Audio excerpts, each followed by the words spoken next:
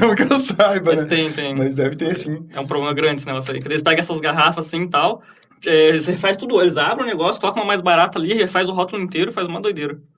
Bem triste, assim, de ver. Uma própria diluição, né? Já aumentaria o lucro absurdamente, É né? uma própria diluição, Aumenta o assim. volume, Aqueles né? negócios clandestinos, assim, tal, é bem problemático, assim.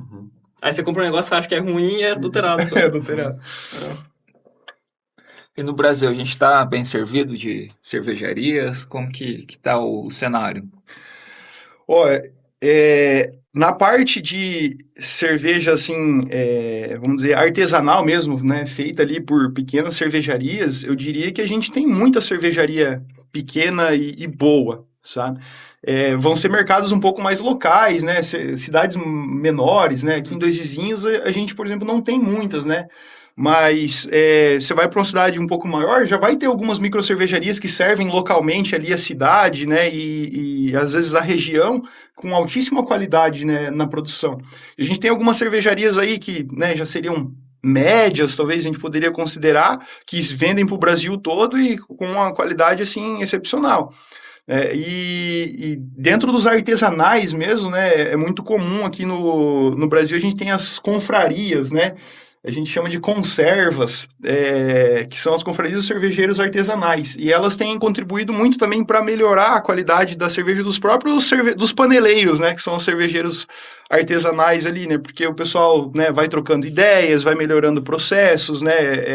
Achando, às vezes, né, melhores fornecedores, melhores ingredientes. Então, isso tem contribuído também bastante para melhorar a qualidade da própria cerveja dos paneleiros, né? Mas também de cervejarias, eu diria que a gente está muito bem servido, sim. Que legal. E me diz uma coisa, o que a gente precisaria se eu quisesse iniciar um hobby aí de paneleiro hoje? O que eu preciso ter?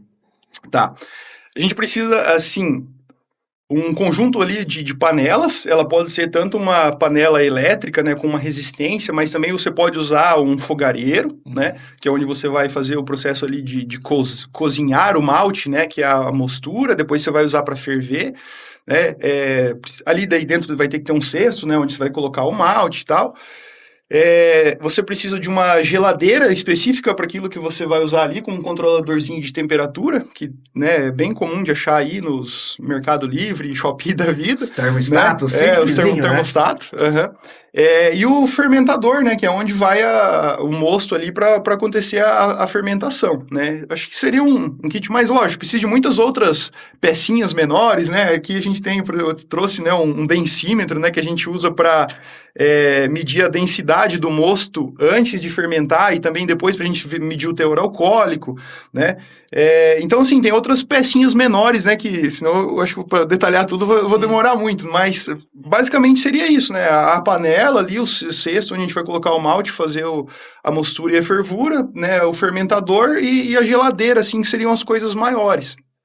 Quem for começar ali com materiais mais simples, eu diria que gastaria pelo menos uns R$ 3.000, mais ou menos, para comprar, né, esse kitzinho. Agora, se já for para uma panela elétrica, para alguns materiais melhores, aí eu acho que já sobe para uns 5, 6 mil reais ali para fazer um kitzinho básico. Né? Mas para quem gosta, para quem tem isso também como hobby, não vai se pagar. Isso eu acho difícil pro resto da vida, né? Pra se pagar. Mas é uma coisa que a gente faz por prazer, né? Por gosto mesmo. A gente poder fazer a nossa própria cerveja, né? Atender os nossos gostos e que às vezes a gente também, né, não consegue achar uma cerveja que, né, seja exatamente o que a gente agrade, gosta, né? ou às vezes até o próprio mercado não oferece, né, sempre aqueles estilos. Então, é uma coisa que a gente faz por gosto, por hobby mesmo. Sim. E você trouxe mais um equipamento, né? Podia explicar, por favor? Também. Então, são duas formas, né? Focar nas câmeras, né? O densímetro, né? E esse daqui é o refratômetro, né? São duas formas diferentes que a gente tem de medir os açúcares no que a gente chama de mosto, né? Que é o caldo ali que vai, né, ter todos os ingredientes e principalmente o açúcar antes da fermentação. Esse daqui a gente mede o que a gente chama de graus Brix, né, que é o quanto que a gente tem de açúcar no mosto, né? Então a gente mede antes e depois da fermentação.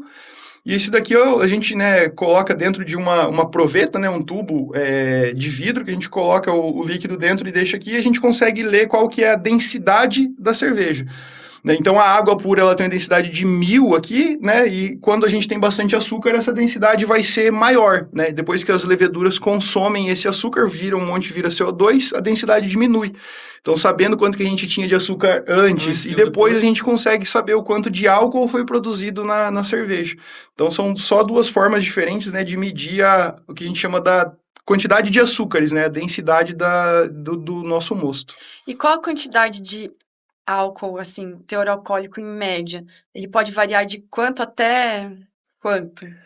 Na legislação, para ser considerado uma cerveja mesmo, é a partir de 2%. Mas eu particularmente, nunca vi uma cerveja só com 2%, né? Não. Geralmente, as cervejas mais comerciais, né, elas vão ter uns 4% as cervejas lager, né?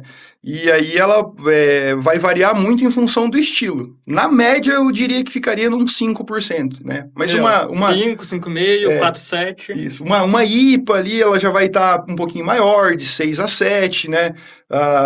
Uma Imperial Stout, ela vai estar perto de uns 10, uma Triple também perto de uns 10, então tudo depende do estilo, mas na média uns 5%. E a cerveja sem álcool? O processo de produção dela, né? Eu tava perguntando, como é que você faz sem álcool o negócio? Vai fermentar, vai... Né? Esse é um outro avanço que foi proporcionado graças, né, ao avanço da ciência, né? Não tem como a gente produzir uma cerveja sem gerar álcool, né? Porque é a própria concepção dela, né? Uhum. Então, cepas de levedura que produzem menos álcool, né? Então, o desenvolvimento, né, da própria parte, né, biotecnológica mesmo ali, né, que proporcionou leveduras que geram menos álcool, mas são processos mais de engenharia.